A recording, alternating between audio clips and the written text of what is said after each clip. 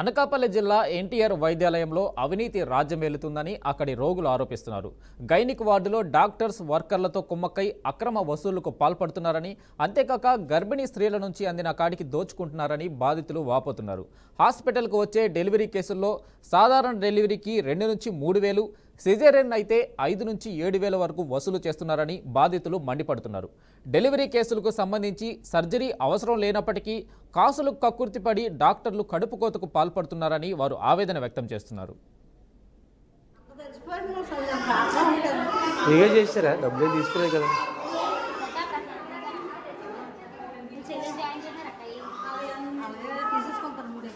ఎంతమ్మా? 3,000 మామూలు డెలివరీకా? పెద్ద ఆపరేషన్ అయితే ఎంతమ్మా? పెద్ద ఆపరేషన్కి నార్మల్ డెలివరీ అమ్మా? నార్మల్ డెలివరీ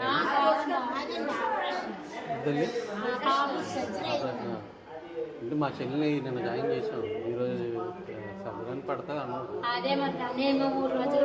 మామూలుగా అయితే ఫ్రీగానే డబ్బులే అడిగారేటమ్మా. ఎంత ఇచ్చారు మీరు? నార్మల్ డెలివరీ కాబట్టి ఓన్లీ డెలివరీ చేసినందుకు 1300 ఇచ్చాము. మిగతా ఐటమ్స్ అన్ని బయట కొనుక్కోమన్నారా? 1000 రూపాయలు. 300 అంతేనా? నార్మల్ డెలివరీ ఇంకా సిజరైన్ అయితే డబ్బులు అడుగుతున్నారట కదా. 5,000 అంతే. మామూలుగా 3,000 అంతా కట్టి సిజరైన్ అయితే